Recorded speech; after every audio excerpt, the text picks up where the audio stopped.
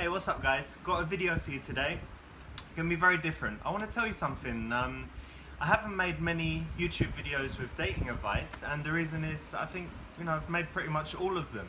If you've got an idea for a video that really works, then just write a comment, but it should be something, not aligned to use in the gym or whatever. Make sure it's like at least a 5-minute video, and then I'm happy to make it. But otherwise, I think I've done pretty much everything. So today is going to be very different. A lot of guys over the years, actually, for a long time, have asked me about my business, my lifestyle and things like that, and it's not something I talk about because although the business has been very successful since we started it in 2006, it's something that is kind of against the whole seduction guru thing. You're supposed to be like a struggling broke guy, otherwise if you're successful then that's why you get girls. That's how it goes. But the business story is actually quite interesting, and I think that I've got some business lessons for anyone that wants to, live a free life where they can travel, do what they want, work from their laptop if they want, give seminars in Japan if they want, whatever it is, writing books, making games, being in movies, all that stuff that I've done over the years. And I think I've got that advice to give, so I want to give you a little bit today.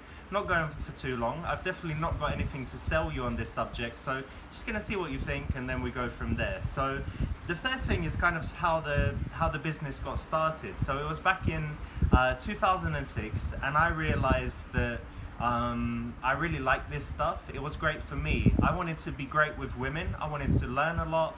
I wanted to be more sociable. I wanted to meet people, and that's when I decided to start PUA training. At the time, there was guys like Mystery and RSD, and they were charging, over $1,000 for boot camps, or even $1,000 plus per day for one-on-one training, up to $5,000, whatever it was. And I decided I was going to start, and I knew that I had a lot of theoretical knowledge. I knew that I was very energetic and eager, that I'd make a good wingman, that I'd be good at kind of pushing guys to achieve more. And so I decided to price myself at $30 per hour.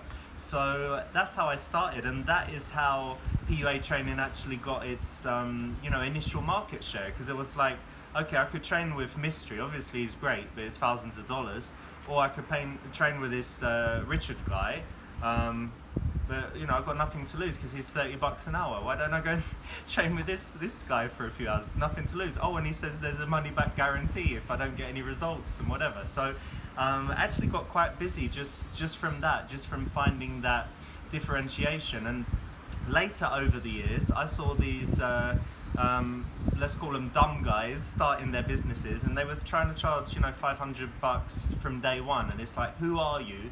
Why would I give you $500? And those guys never grew into something. So my first edge was doing that.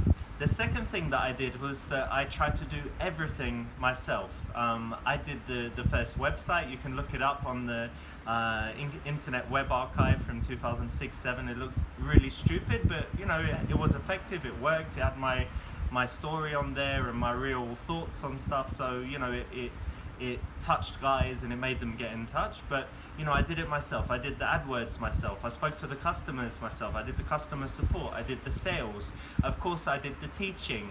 So I was doing everything in the business, and that put me in a really good position, because when the business expanded and it came to hiring someone, I could say, okay, so what do you know about AdWords? He's like, oh, I'm an expert. Okay, do you know this and this and this?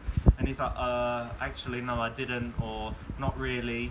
So I knew the right things to ask. We had a guy once that he came to work on a trial, and I think he was asking for $4,000 a month, and he had a great resume. He'd worked for these big companies, but he didn't know what he said he could do. He didn't know his area, and so we knew like after 2 days that he wasn't cut out for it. But I only knew that because I did everything myself to begin with. Likewise, when it comes time to hand off something like customer support, you're able to say, okay, these are the 5 kinds of emails you're going to get, here's how you should answer them, and you're able to do it. So I've seen another bunch of guys make mistakes trying to come into this industry where they're like, okay, it's day one, I'm going to hire these people to do that, hire this agency. I don't really understand that stuff, so they're going to take care of it, and it was a big mistake.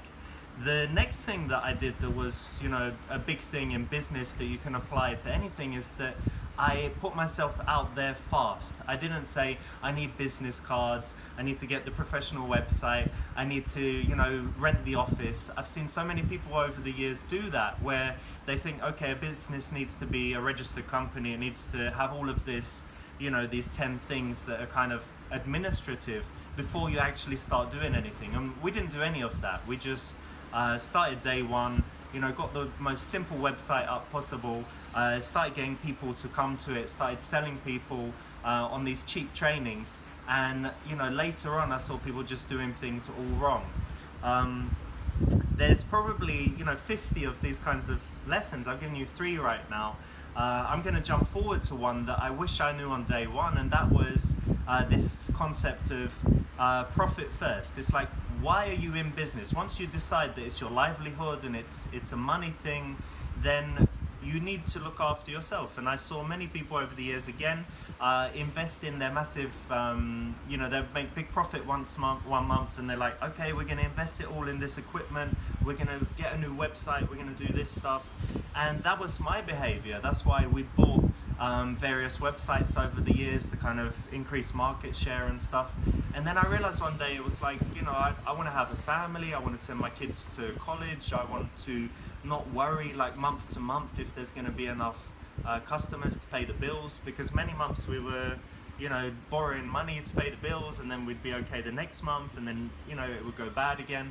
And so eventually I realized, okay, this needs to make a profit to be okay, so I'm going to take this money every month. I'm going to take at least this much. And when I started doing that, I could relax, I could make better decisions, and I started investing the company's money in a more strategic way, instead of just trying to beat people, just trying to get more Twitter followers, YouTube subscribers, and all these kinds of useless metrics that a lot of other people focus on. So guys, hope that's a little bit interesting. I never really talked about the history of the business before. I should say one other thing actually. The number one thing that really helped me was that I had so much passion, and in those early days I was doing 12 hours of training, then coming back doing the support, doing the design, doing the advertising. But for me it was all pleasure, because I loved the whole seduction thing. I loved learning, I got so much out of it. And I just imagined that if I was starting a business that I hated, that I wasn't interested in, or that I was mildly interested in, where it would feel like work, I wouldn't have succeeded, because it really needed that time when I was like, I'm loving doing this, and now I'm doing this part, and I've worked 15 hours, but I'm still okay. I've worked 15 hours and I've made $100, but whatever, that doesn't matter. I want to do it. It made all the difference to kind of set us apart, and that's why we're the only company that wasn't mentioned in the game, didn't get that boost, but still went on to be successful, and is still around today after 11 years, when most companies fail within 6 months or whatever it is. So hope you found the video useful. I can't promise that I'm gonna make some more about business, but just let me know if this was good or not, and I'll see. Maybe I will, maybe I won't. Thanks for watching.